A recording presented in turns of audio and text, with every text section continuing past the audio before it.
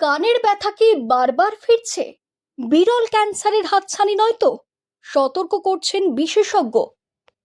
শরীরের যে কোনো অংশের মতো কানেও ক্যান্সার হতে পারে, যদিও তা অত্যন্ত বিরল। এই বিরলতার কারণেই অনেক ক্ষেত্রে কানের ক্যান্সার দেরিতে ধরা পড়ে। সাধারণ কানের ব্যথা ভেবে অবহেলা করলে পরিস্থিতি মারাত্মক হতে পারে বলে সতর্ক করছেন চিকিৎসকেরা।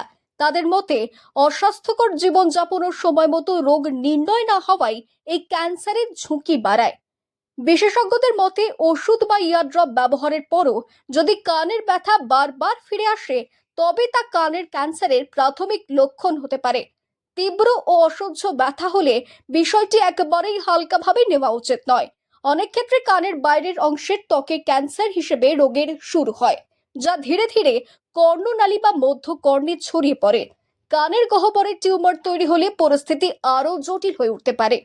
কানের ক্যান্সারের অন্যান্য লক্ষণের মধ্যে রয়েছে কান থেকে রক্তপাত, অস্বাভাবিক রঙের তরল বা পুঁজ বের হওয়া, শ্রবণ শক্তি কমে যাওয়া এবং কানে একটানা ভোঁ ভোঁ শব্দ। রোগের তীব্রতা বাড়লে চুল পড়ার মতো সমস্যাও দেখা দিতে পারে। চিকিৎসকদের পরামর্শ, কানের মোমের রঙের পরিবর্তন বা দীর্ঘদিন অস্বস্তি থাকলে ঘরোয়া চিকিৎসায় ভরসা না রেখে দ্রুত বিশেষজ্ঞের কাছে যেতে হবে। সময় মতো ধরা পড়লে অস্ত্রোপচার বা রেডিওথেরাপির মাধ্যমে এই রোগ নিরাময় সম্ভব।